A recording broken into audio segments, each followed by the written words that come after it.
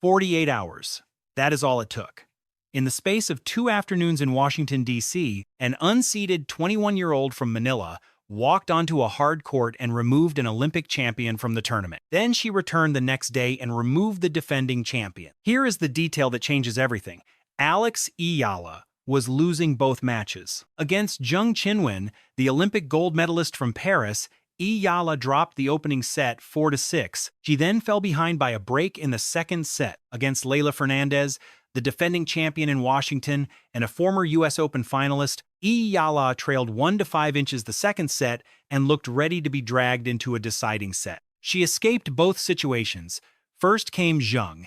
Eala recovered, took the second set 6-4, then dominated the third set 6-1. Then came Fernandez. Eala won the first set 6-2, survived the second set comeback, erased the 1-5 deficit, and closed the match in a tiebreak. 2 champions, 2 comebacks, 2 days.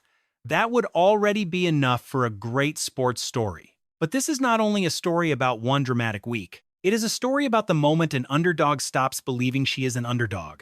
Because 16 months ago, Alex Eala was ranked around 140th in the world. She had never won a WTA Tour title. She had never reached the second week of a Grand Slam. She was famous in the Philippines. But outside that audience, much of the tennis world still treated her as a promising young player with an interesting future. Now she is beating Olympic champions, defending champions, top 10 players, and Grand Slam winners in different countries and on different surfaces. So what changed? The easy answer is confidence. The honest answer is more complicated. The real change came through disappointment, ranking pressure, painful losses, and the slow discovery that great players do not always win beautifully. Sometimes they survive, sometimes they adapt, sometimes they win the match that is available instead of the match they imagined, and that is why the next match matters. Waiting in the Washington quarterfinals is Elina Svitolina, the second seed, a top 10 player, a former world number 3, and one of the most experienced competitors of her generation. This is not the biggest match of the career of Alex Eala. She has already played on center court at Wimbledon against the defending champion, but this may be the most important title opportunity she has ever had. A win would move her one step closer to the first WTA Tour trophy of her career. It would also confirm something the tennis world is only beginning to understand. These results are no longer isolated shocks. To understand why, we need to go back to the version of Alex Eala that almost nobody watched. Before Eala, no Filipina had entered the WTA Top 100. There was no established path from the Philippines to the top level of professional tennis. Young players could watch Serena Williams, Rafael Nadal, or Roger Federer, but they could not point to someone from their own country and say, "That journey can be mine." Eala was trying to build that path while walking on it. As a young teenager, she left home and trained at the Rafael Nadal Academy in Mallorca. She entered an environment filled with players from established tennis systems, countries with deep coaching networks, major tournaments, and generations of professional experience. She did not have a national roadmap waiting for her. She had talent, discipline, family support, and a belief that the absence of history did not have to decide the future. In 2020, she won the Australian Open Girls Doubles title. 2 years later, she won the U.S. Open Junior Singles title and became the first Filipino to win a Junior Grand Slam Singles Championship. That victory mattered. It gave the Philippines a new kind of sports headline. It gave young players a name they could follow. But junior success does not guarantee a professional career. The transition is brutal. Junior champions enter professional events and suddenly face stronger bodies, heavier serves, deeper returns, longer travel schedules, and opponents who know how to protect a ranking and survive ugly matches. For years, Eala lived in that difficult middle ground. She played smaller tournaments, qualifying rounds, and events far from the main spotlight. She collected experience, ranking points, and defeats that most fans never saw. By the middle of 2024, she was still outside the top 100. The junior champion was respected, but the professional breakthrough had not arrived. Then came Miami in March 2025. Eala entered the tournament ranked around 140th. She left as a WTA 1000 semifinalist. She defeated established stars, reached the biggest semifinal of her career, became the first Filipina to enter the WTA Top 100, and turned into a global tennis story almost overnight. That was the week the wider tennis world learned her name. It was also the week her career became heavier. From that moment, every match carried more than ranking point. Every win became national news. Every loss became a debate. Filipino fans traveled, organized watch parties, filled practice courts, and followed her across time zones. That support was powerful, but the pressure was real. Eala was no longer only a young player learning how to compete. She was carrying the hopes of a country that had waited decades for someone to reach this level. Then the ranking system delivered its own lesson. In March 2026, Eala reached the fourth round at Indian Wells. 2 weeks later, she reached the fourth round in Miami. Those were strong results at two of the biggest events outside the Grand Slams. Her ranking still fell from around 29 to around 45. That sounds impossible until you understand the system. A tennis ranking is a rolling 52-week total. The points from her Miami semifinal in 2025 expired 1 year later. To maintain the same ranking, she needed to repeat one of the best tournaments of her life. Reaching the fourth round was a good result, but it was not enough to replace the points she lost. So the scoreboard said she was competing well, while the ranking table said she was moving backward. That is a dangerous situation for any young player. It can make you rush. It can make you chase winners too early. It can make every tournament feel like a deadline and every mistake feel more expensive than it really is. Then came another painful moment in Miami. Karolina Muchova defeated Eala 6-love, 6-2. 1 year after Miami had changed her life, the same tournament reminded her how far she still had to go. She won no games in the opening set and only 2 in the second. That defeat created an uncomfortable question. Was the breakthrough becoming a foundation? Or was it becoming a memory? The doubts grew because Eala still had not won a WTA Tour title. She had reached the Eastbourne final in 2025 and came within a few points of the trophy. She had won at the WTA 125 level, which is important and competitive, but still sits below the main WTA Tour. The fame was real, the crowds were real, the victories were real. But the trophy cabinet still did not contain a tour-level singles title. Then in Stuttgart, Leylah Fernandez defeated her 6-1, 6-4. It was direct, controlled, and convincing. Fernandez exposed the difference between Eala on a good day and Eala against an opponent who could take time away from her. That loss matters now because Washington gave Eala a second meeting with the same opponent. And the second meeting looked completely different. Before we return to Fernandez, we need to understand what happened during the summer. In June, Eala won Birmingham. It was a WTA 125 title, not a WTA Tour trophy. But it mattered because winning a tournament requires a skill that rankings do not fully explain. Closing. You need to handle the early rounds when nobody is watching. You need to survive the awkward match when the timing disappears. You need to recover between days. You need to play a final with tired legs and a nervous mind. Eastbourne showed how close Eala could come. Birmingham showed that she was learning how to finish. Then she carried that lesson into Berlin. On grass, Eala defeated Elina Svitolina after falling behind. Then she defeated Elina Svitolina 6-3, 6-4. That Svitolina result matters now. The player waiting in Washington is not an unknown wall. Eala has already stood across the net from her and won in straight sets. But Washington is different. Berlin was played on grass, where the ball stays lower and fast. First strikes can decide points quickly. Washington is a hard court. The bounce is more predictable. The rallies can become longer. Svitolina has more time to read patterns, extend exchanges, and turn experience into pressure. So Eala can use the Berlin victory as evidence, but not as a guarantee. Then came Wimbledon, center court, third round. Iga Swiatek, the defending champion and one of the greatest players of her generation, Eala won in straight sets. She became the first Filipino in the Open era to reach the fourth round of a Grand Slam. More importantly, she proved that the results in Berlin were not limited to one tournament. This is where the language around her began to fail. Every major victory was called an upset. Every headline used words like shock, stun, and surprise. Those words made sense at first. One victory over a top player can be a strange afternoon. The favorite can struggle. The conditions can change. A few points can decide everything. One big win can be weather. But beat multiple elite players in Berlin, then beat the defending Wimbledon champion, then beat the Olympic champion in Washington. then beat the defending Washington champion the next day.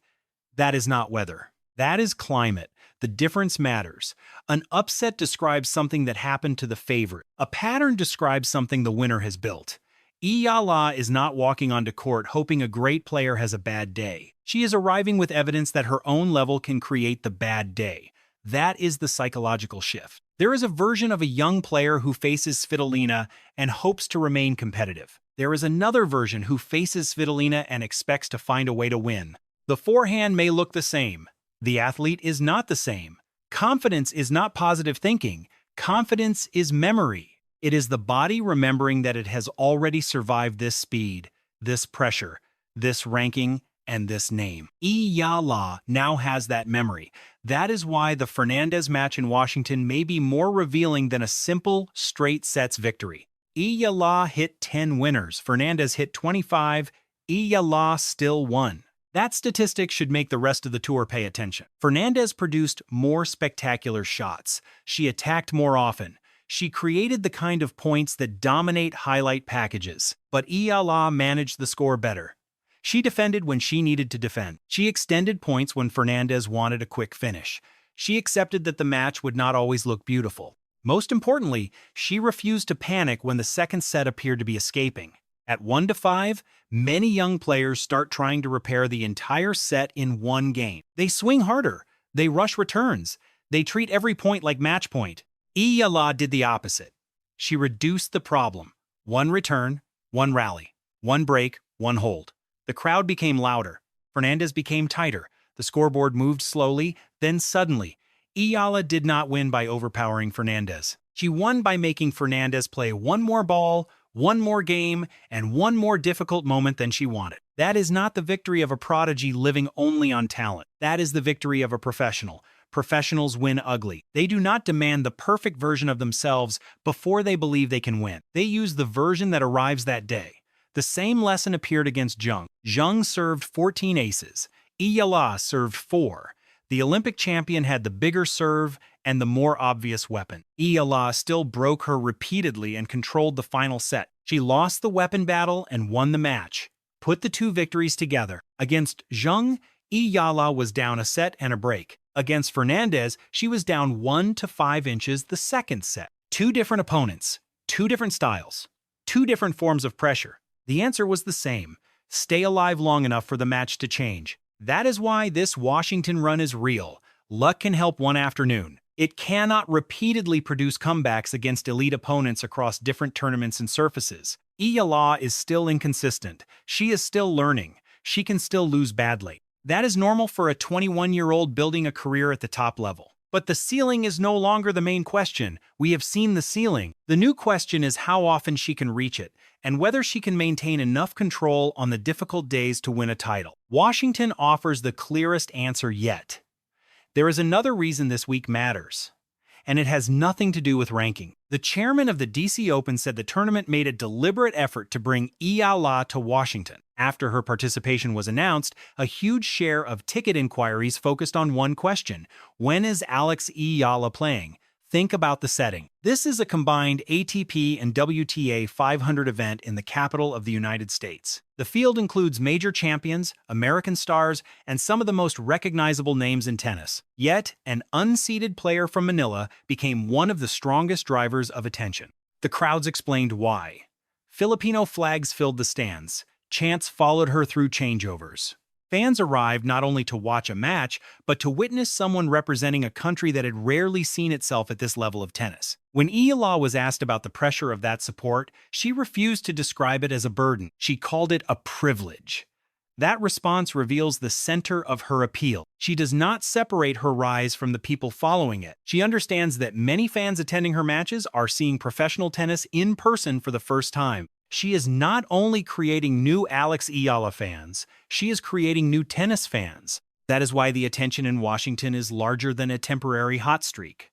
It is a new market entering the sport through one player. Tennis has grown this way before. A country finds one athlete who makes the distant world of professional tennis feel personal. Suddenly, children ask for rackets. Families learn the scoring system. Fans wake up at difficult hours. Sponsors pay attention. Tournaments discover a new audience. The Philippines is experiencing that process now. During Wimbledon, thousands gathered to watch Eala on screens. When she returned home with a career-high ranking, she was welcomed like a national symbol. Washington proved that the energy travels. It does not remain in Manila. It appears in American stadiums, ticket requests, television audiences, and social media conversations. That makes the next step even more important.